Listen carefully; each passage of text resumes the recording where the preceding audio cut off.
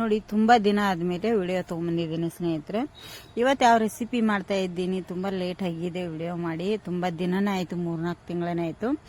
ಇವತ್ತು ಯಾವ ವಿಡಿಯೋ ತೊಗೊಂಡಿದ್ದೀನಿ, ಹೊಸ ವಿಡಿಯೋ ಅಂತಲೇ ಹೇಳ್ಬೋದು ಸ್ನೇಹಿತರೆ. ಇವತ್ತಿನಿಂದ ಸ್ಟಾರ್ಟ್ ಮಾಡಿದ್ದೇನೆ.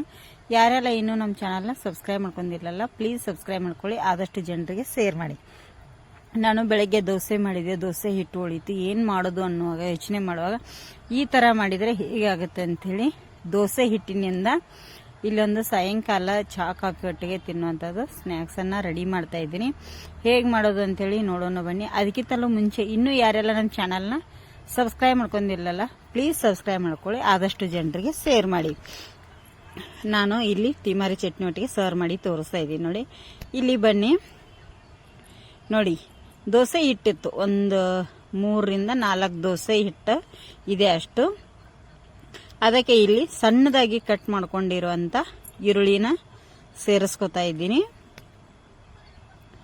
ಸಣ್ಣದಾಗಿ ಒಂದು 2-3 ಸಣ್ಣ ಈರುಳ್ಳಿನ ಸೇರಿಸ್ತಾ ಇದ್ದೀನಿ.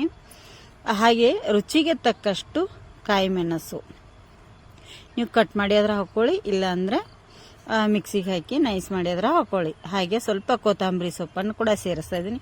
ಕೊತ್ತಂಬರಿ ಸೊಪ್ಪೊಟ್ಟಿಗೆ ನಾನು ಪುದೀನ ಕೂಡ ಸೇರಿಸಿದ್ದೀನಿ, ಎರಡನ್ನೂ ಸೇರಿ ಸಣ್ಣದಾಗಿ ಕಟ್ ಮಾಡಿದೆ. ಹಾಗೆ ಒಂದು ಅರ್ಧ ಟೇಬಲ್ ಸ್ಪೂನ್ ಅಷ್ಟು ಜೀರಿಗೆ ಕೂಡ ಹಾಕಿದೆ. ಹಾಗೆ ಒಂದು ಅರ್ಧ ಟೇಬಲ್ ಸ್ಪೂನ್ ಅಷ್ಟು ಓಂಕಾಳು ಅಂದರೆ ಅಜ್ವಾಯಿನು, ಅದನ್ನು ಕೂಡ ಹಾಕಿದೆ. ಇಲ್ಲಿ ದೋಸೆಗೆ ನಾವು ಉಪ್ಪನ್ನು ಕೂಡ ಸೇರಿಸಿರ್ತೀವಿ ಆಲ್ರೆಡಿ ದೋಸೆ ಹಿಟ್ಟಿಗೆ.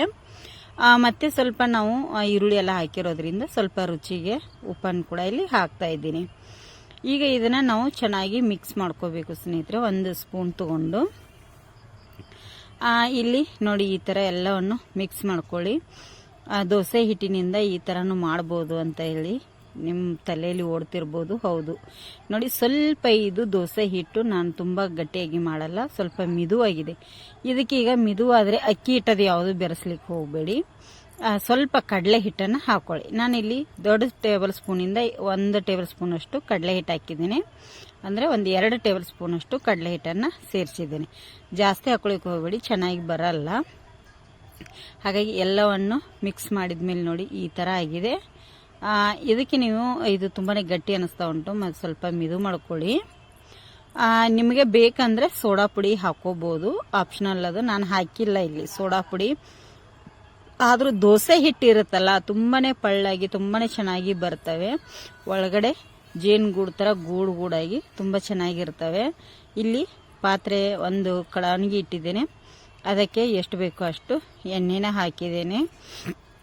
ನೋಡಿ ಈಗ ಎಣ್ಣೆ ಕೂಡ ಕಾದಿದೆ. ಇಲ್ಲಿ ಸ್ಪೂನಿಂದನೇ ಬಿಡ್ತಾ ಇದ್ದೀನಿ ನಾನು.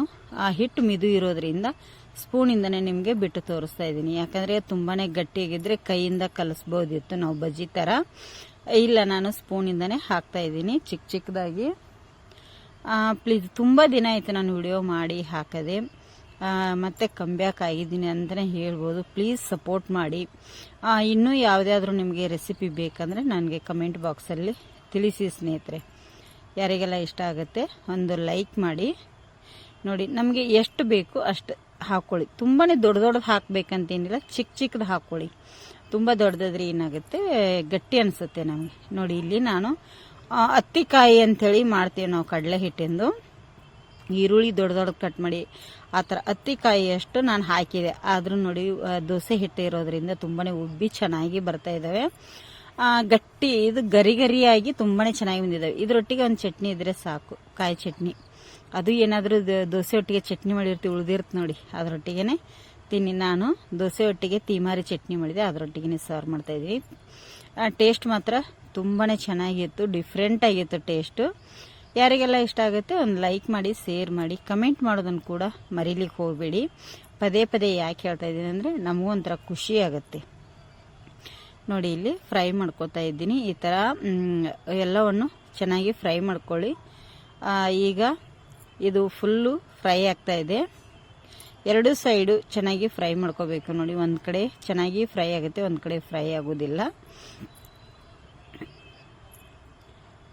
ನೋಡಿ ಇಲ್ಲಿ ಈ ಥರ ಫ್ರೈ ಮಾಡ್ಕೊಳ್ಳಿ. ಈಗ ಎಲ್ಲವನ್ನು ಫ್ರೈ ಆಗಿದೆ. ನಾನು ಒಂದು ಪ್ಲೇಟಿಗೆ ಟಿಶ್ಯೂ ಪೇಪರಲ್ಲಿ ಹಾಕ್ತಾ ಇದ್ದೀನಿ ನೋಡಿ. ಅದು ಎಣ್ಣೆ ಎಲ್ಲ ಹೀರ್ಕೊಂಡ್ಬಿಡುತ್ತೆ ಅನ್ನೋದಕ್ಕೋಸ್ಕರ ಟಿಶ್ಯೂ ಪೇಪರಲ್ಲಿ ಹಾಕ್ತಾ ಇದ್ದೀನಿ. ಮತ್ತು ಆದಷ್ಟು ಎಣ್ಣೆ ಕಾಯಿಸ್ಕೊಂಡು ಸ್ಲೋ ಇಟ್ಕೊಳ್ಳಿ. ನೀವು ಹೈ ಫ್ಲೇಮಲ್ಲಿ ಇಟ್ಕೊಂಡ್ಬಿಟ್ರೆ ಇದಾಗಿಬಿಡುತ್ತೆ. ಎಣ್ಣೆ ಕಾದ ನಂತರ ಸ್ಲೋ ಇಟ್ಕೊಂಡ್ಬಿಡಿ, ಚೆನ್ನಾಗಿರುತ್ತೆ ನೋಡಿ. ನಾನು ಎಲ್ಲವನ್ನು ಇಲ್ಲಿ ತಕ್ಕೊಂಡ್ಬಿಟ್ಟೆ.